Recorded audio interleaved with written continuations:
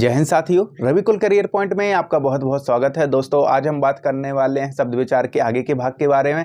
पिछली वीडियो में हमने जाना कि शब्द विचार के कौन कौन से भेद होते हैं, उन सभी को हम कंप्लीट कर चुके थे। आज जो बचा हुआ है वो कौन सा है, रूप परिवर्तन या विकार के आधार पर। तो चलिए इसके बारे में आज बात करते हैं। तो वीडियो स्टार्ट करने से पहले मैं आपसे एक विनम्र निवेदन करना चाहता हूँ कि इस वीडियो को लास्ट तक देखें, क्योंकि अगर आपने इस वीडियो को बीच से छोड़ दिया तो आप समझिए आप यहाँ से एक चीज़ मिस कर देंगे। वो क्या है? संज्ञा। क्योंकि संज्ञा को पहचानने में जातिवाचक होगी कि व्यक्तिवाचक होगी या समूहवाचक होगी, इन तीनों पहचानने में थोड़ा कन्फ्यूज़न रहता है। तो आपको यहाँ से पूरा क्लियर हो जाएगा।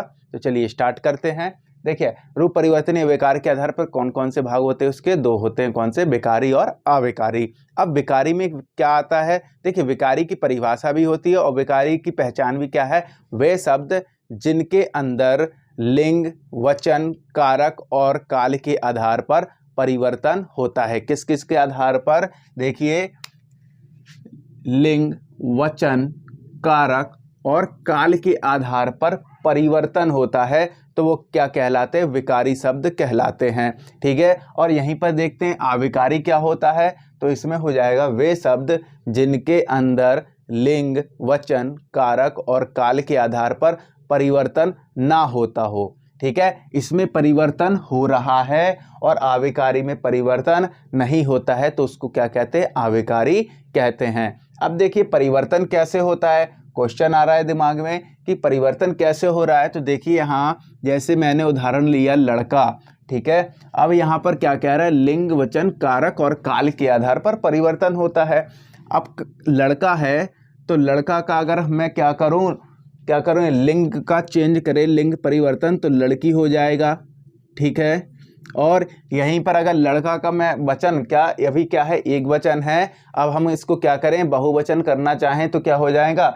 लड़के हो जाएगा कि नहीं होगा? हो जाएगा। तो जहाँ पर परिवर्तन हो जाए तो वो क्या कहलाते हैं? विकारी शब्द कहलाते हैं। और जहाँ परिवर्तन ना हो वो क्या कहलाते हैं? अविकारी कहलाते हैं। देखिए, अब बालको कैसा शब्द है? ये बहुवचन की ओर प्रदर्शित कर रहा है। अगर इसको एक वचन बनाना है तो क्या होगा? बालक हो जाएगा। ठीक है ना। इसी तरीके से हाथी का स्त्रीलिंग क्या होगा? हथनी हो जाएगा।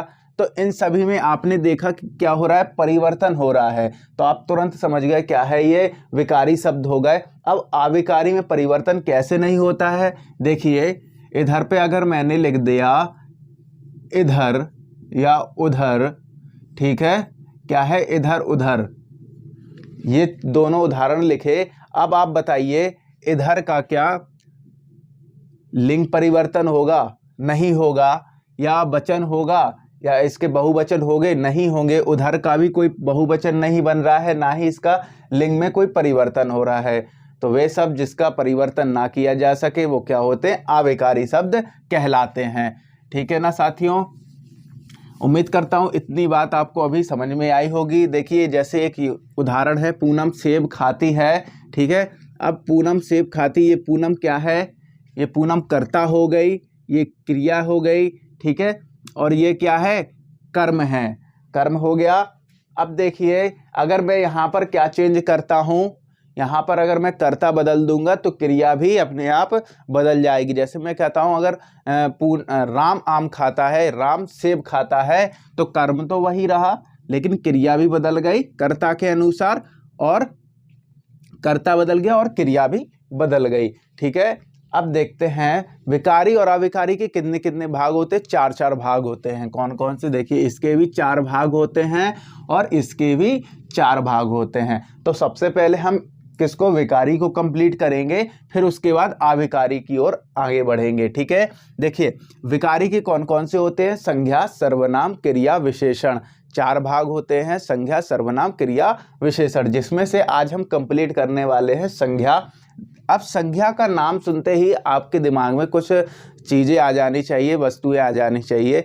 जैसे संज्ञा नाम आया कहाँ से है? देखिए, संसार में जितनी भी वस्तुएं पाई जाती हैं, अगर मैं कहूँ पंखा, टेबल, पेड़ पौधे, ठीक है, और बोर्ड, या मैं कहूँ मार्कर, ये जो मैं ये कपड़े पहने हूँ, तो इन कपड़ों का नाम क्या है? ठीक है। जितनी भी वस्तुएं पाई जाती हैं उन सभी का कुछ ना कुछ नाम नाम निर्धारित किया गया है। अगर नाम निर्धारित नहीं होगा तो आप उन वस्तुओं को नहीं पहचान सकते। जैसे मान के चलते हैं मेरे पास अभी क्या है, 3 से 4 चीज़ें पड़ी हुई हैं यहाँ पर। देखिए, बड़ी आसान भाषा में समझने की कोशिश कीजिए। ये क्या है, 4-5 वस्तुएं हैं। अब इन वस्तुओं को आप कैसे पहचान रहे हो? आपने इन वस्तुओं को कुछ ना कुछ नाम दे दिया। क्या दे दिया? इसको कह दिया सर ये किताब है, ये मार्कर है, और ये क्या है, ये पेन है, और ये मोबाइल है। ठीक है। अब आपने इन सभी का क्या दे दिया, एक पर्टिकुलर नाम दिया है, सबका अलग अलग, तभी आपने इन वस्तुओं को पहचाना।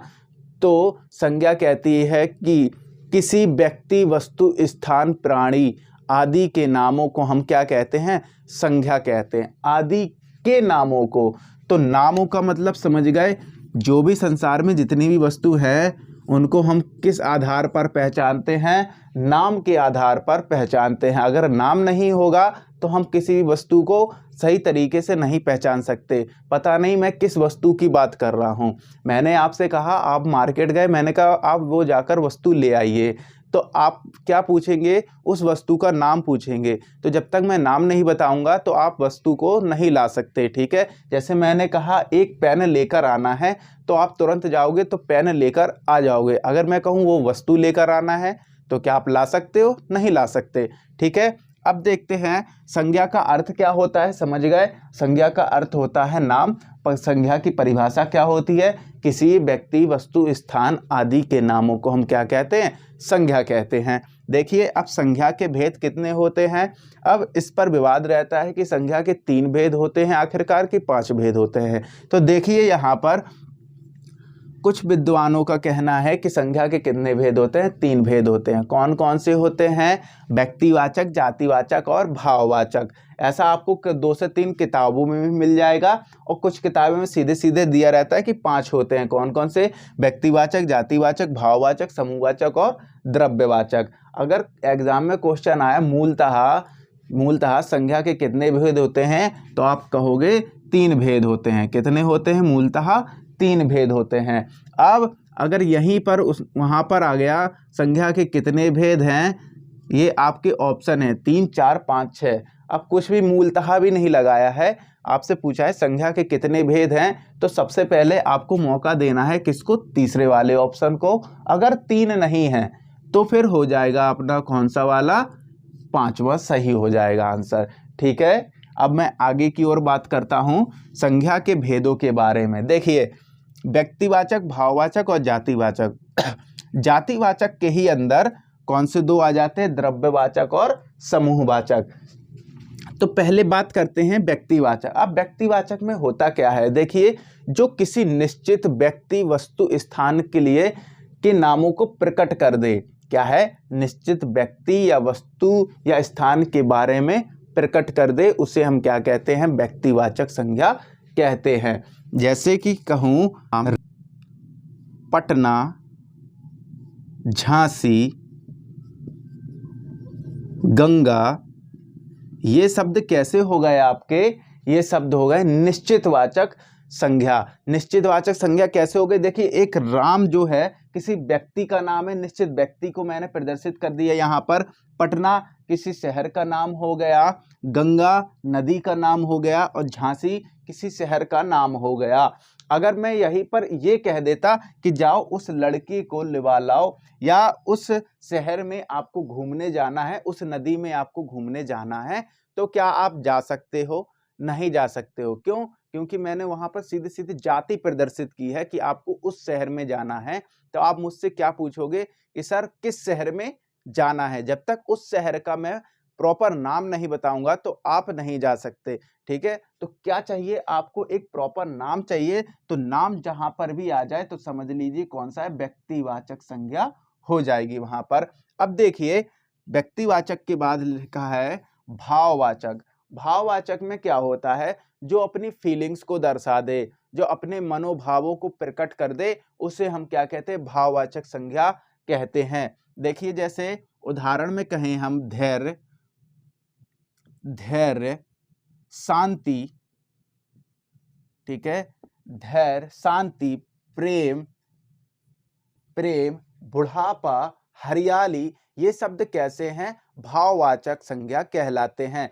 क्यों कहलाते हैं? देखिए, जो अपने मनोभावों को प्रकट कर रहे हैं, मनोभावों को प्रकट करते हैं, ना ही आप इनको पकड़ सकते हैं, ना ही आप इनको छू सकते हैं। क्या कर सकते हैं? बस अपने मनों के भावों को इनको देख महसूस कर सकते हैं, फील कर सकते हैं। तो जो शब्द महसूस किए जाते हैं उसे हम क्या कहते हैं? भाववाचक संज्ञा कहते हैं। ठीक है, अब क्या है आगे देखिए, अभी यहाँ बिल्कुल एग्जैक्ट समझते जाइए, क्योंकि इस तरफ आपके जो देख रहे हो मेरे क्या है लेफ्ट हैंड पर, ये कई सारे टेस्ट हैं, यानी कि नाम दिए गए हैं, आपको इन सभी को पहचानना है। ठीक है, अब क्या है जातिवाचक संज्ञा। जातिवाचक में क्या होता है? जो संपूर्ण जाति का बोध करवा दे, जो पूरी संपूर्ण जाति का बोध करवा दे, वो क्या कहलाते हैं? जातिवाचक संज्ञा होती है। अब जातिवाचक संज्ञा के उदाहरण देखिए, जैसे मैंने अभी कहा था नदी, पर्वत, पेन, ठीक है ना भाई, और क्या है? शहर, देश, कुछ भी हो सकता है। देखिए, अगर मैंने कहा आपको नदी में चलना है, तो पता नहीं किस नदी की बात कर रहा हूं। अगर मैं कह दूं यमुना नदी में जाना है, तो यमुना एक पर्टिकुलर नाम हो गया, आपने तुरंत आपके दिमाग में चलने लगा कि हाँ यमुना नदी कहाँ है, कहाँ पर जाना है। अगर मैं कहता हूँ नदी में जाना है, तो पता नहीं गंगा नदी की बात कर रहा हूँ कि कौन सी यमुना नदी के बारे में बातचीत चल रही है। इसी तरीके से देखिए, पर्वतों की जब बात करते हैं, तो पर्वत पता नहीं अपने जो भारत देश है और पूरा विश्व है, कितने सारे पर्वत होंगे। अगर मैंने एक पर्टिकुलर क्या किया, एक नाम ले लिया, कौन सा? हिमालय पर्वत। जब हिमालय पर्वत की बात की, तो आप तुरंत दिमाग में इंडिकेशन हुआ कि आपको कहाँ जाना है? हिमालय पर्वत पे जाना है। आप सभी को बता सकते हैं कि मैं हिमालय पर्वत पर घूमने के लिए जा रहा हूँ। इसी तरीके से देखिए, पेन के बारे में जब बात करते हैं, तो आपने कहा मुझे पेन लेना है। आप दुकान पर गए, दुकान पर आपने शॉपकीपर से कहा भैया एक पेन दे दो, तो दुकानदार क्या पूछेगा आपसे? आपसे पूछेगा कि सर आपको कैसा पेन चाहिए, ब्लू पेन चाहिए कि ब्लैक पेन चाहिए? पहले तो ये भी पूछेगा, दूसरा क्या पूछेगा, जेल पेन लेना है कि डॉट पेन लेना है? तो आपको ये दोनों तीनों क्या करना पड़ेगा? कंडीशन बतानी पड़ेगी। जब तक आप कंडीशन नहीं बताओगे, वो आपको निकाल कर नहीं देगा। तो क्या है, ये भी क्या है? जातिवाचक है। अब मैं कहूँ शहर कैसे होगा? शहर या देश, आप किस देश में रहते हो? जब तक आप उस देश का नाम नहीं बताओगे, मुझे पता कैसे चलेगा कि आप किस देश में रहते हो? जैसे कि आपने कहा मैं भारत देश में रहता हूँ, मैंने कहा मैं भारत देश में रहता हूँ, मैं भारत देश का निवासी हूँ, तो आप तुरंत समझ जाओगे कि हाँ ये कहाँ के निवासी हैं? भारत के। अब मैं यही कहता रहूँ कि मैं उस देश का निवासी हूँ या मैं उस शहर का निवासी हूँ, तो क्या आप पता कर सकते हो? नहीं पता कर सकते हो। तो ये पूरी जाति का बोध करवा रहे हैं, और जबकि यहाँ पर मैंने एक व्यक्ति के नाम लिखे थे पर्टिकुलर, वो क्या हो गए थे? व्यक्तिवाचक संज्ञा हो गई थी। ठीक है, अब देखिए आगे है, जातिवाचक के दो भेद हैं, कौन कौन से? द्रव्यवाचक और समूहवाचक। देखिए, द्रव्यवाचक में क्या होता है, आप लोग केमिस्ट्री पढ़ते हो, केमिस्ट्री में जितनी भी चीजें आती है, ठोस, द्रव और गैस, कौन कौन सी? ठोस, द्रव, गैस, ये तीनों जहां पर भी आ जाए तो समझ लेना कौन सी वाली संज्ञा की बात चल रही है? द्रव्यवाचक संज्ञाओं की बात चल रही है। देखिए, अब जितनी भी धातुएं हैं वो किस में आती हैं? वो आपकी द्रव्यवाचक में ही आती हैं। जैसे सोना, चांदी, लोहा, पीतल। क्या होता है? सोने की अगर आपके पास जंजीर है, अब जंजीर है, तो आप सुनार के पास गए, सुनार से कहा कि भैया इसको क्या करना है, इसको पिघलाकर आप मेरे लिए एक अंगूठी को तैयार कर दो, तो वो कर देगा ना? तो जो भी चीज को क्या करते हैं, पिघलाकर दोबारा बना ली जाती है, उसको क्या कहते हैं? द्रव्यवाचक संज्ञा कहता है। दूसरी इसकी परिभाषा क्या होती है? जो भी चीज, जो भी वस्तुएं रहती है, उसको हम क्या कर सके? नाप तौल कर सके। जैसे दूध लीटर में नापते हैं, तेल किसमें? किलोग्राम में नापते हैं, उसको भी लीटर में ही नापते हैं, पानी लीटर में नाप लेते हैं। ठीक है, तो जो भी नाप तौल वाली चीजें हो गई, और जो भी क्या है धातुएं हैं, उनको हम किस में रखते हैं? द्रव्यवाचक संज्ञा में रखते हैं। आप लोग उदाहरण लिख सकते हो, कौन कौन से? दूध, पानी, तेल, धातुएं, ये शब्द क्या हैं? ये क्या है? द्रव्यवाचक संज्ञा होती हैं।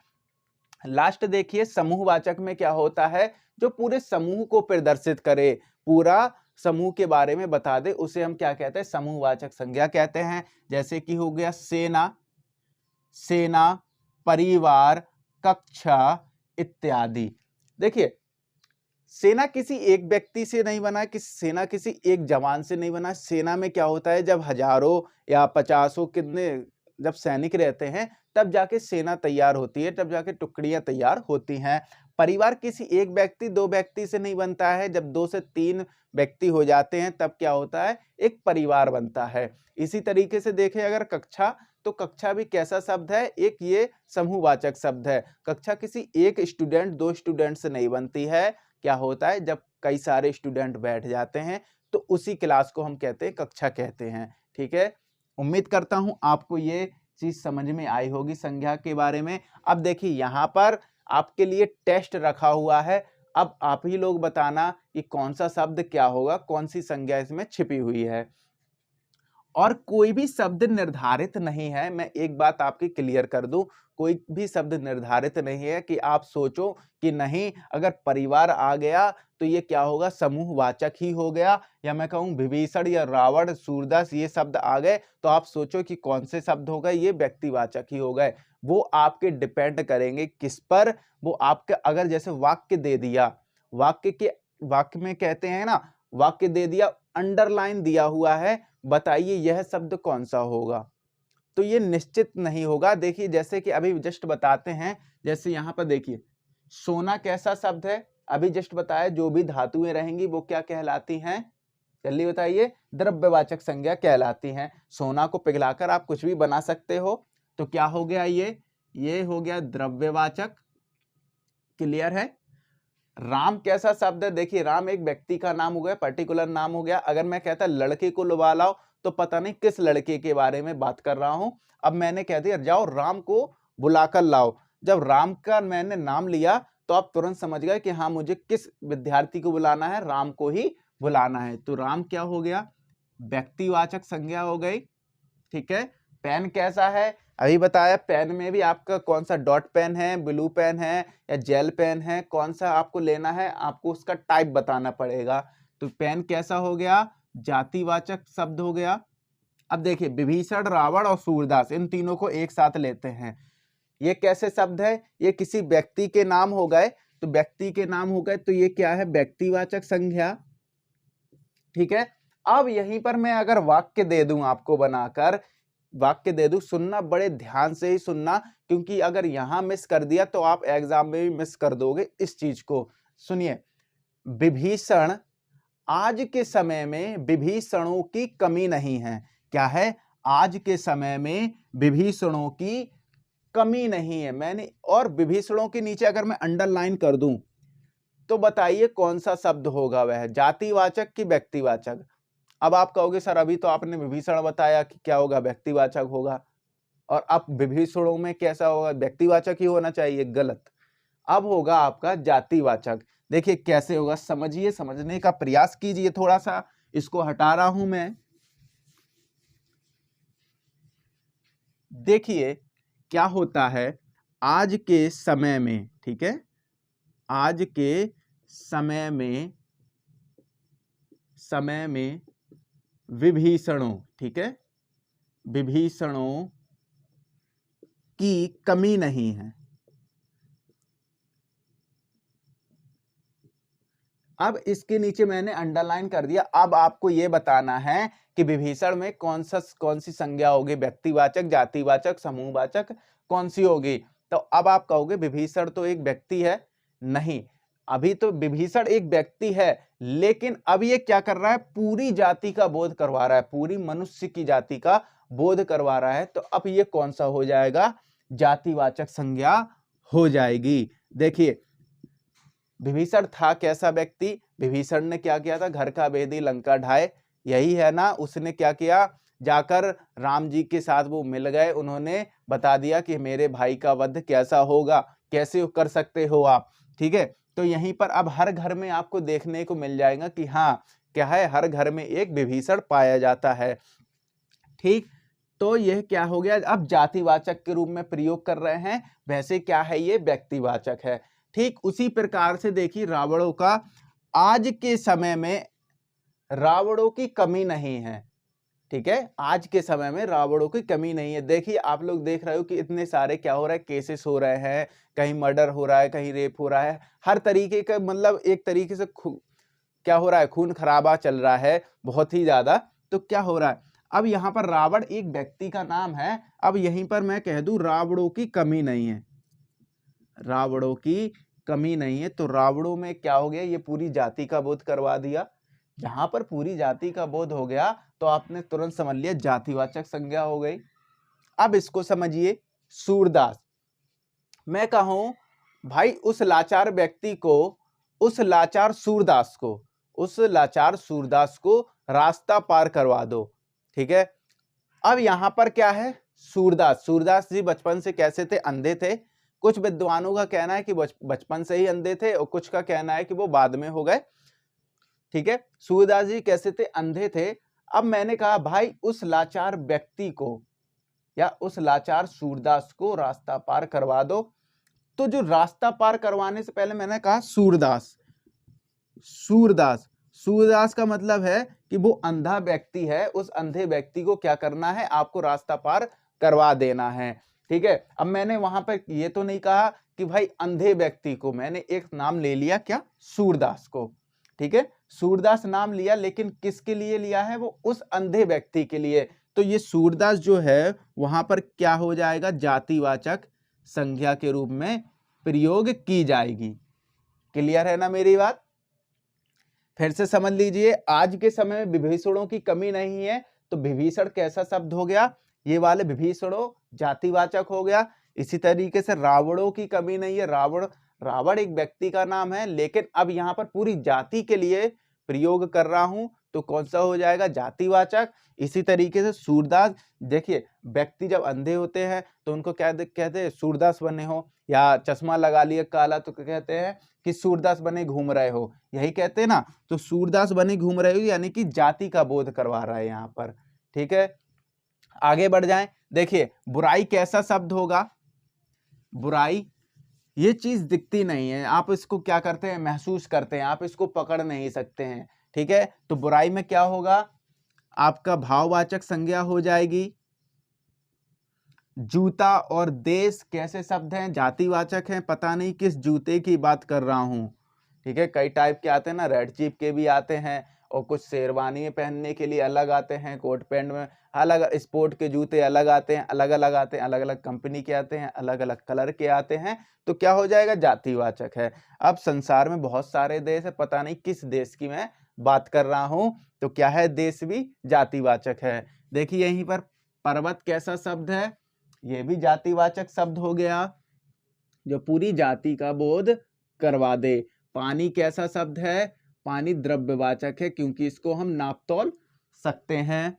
प्रेम, प्रेम बताइए, प्रेम हो गया भाववाचक, क्योंकि इसको हम पकड़ नहीं सकते, महसूस कर सकते हैं, प्रेम भी भाववाचक हो गया। भीड़, भीड़ जनता, देखिए भीड़ और जनता कैसा शब्द है, बताइए जल्दी से। भीड़ और जनता समूहवाचक शब्द हो गया। देखिए समूहवाचक कैसा होगा, भीड़ किसी एक व्यक्ति से नहीं बनती है, और जनता भी किसी एक व्यक्ति के द्वारा नहीं होता है, दो व्यक्ति के द्वारा नहीं होता। जब क्या होता है, 50-60 लोग इकट्ठे हो गए, तब जाकर हम उसको क्या कहते हैं, भीड़ कहते हैं। और जब देखा होगा आप लोगों ने, जब रैलियां निकलती हैं तो क्या होता है, बहुत सारी जनता एकत्रित है वहां, तो एकत्रित है जनता, जब कई हजारों में होती तब हम क्या कहते हैं, उसको जनता कहते हैं। तो ये कैसा हो गया, समूहवाचक संज्ञा हो गई।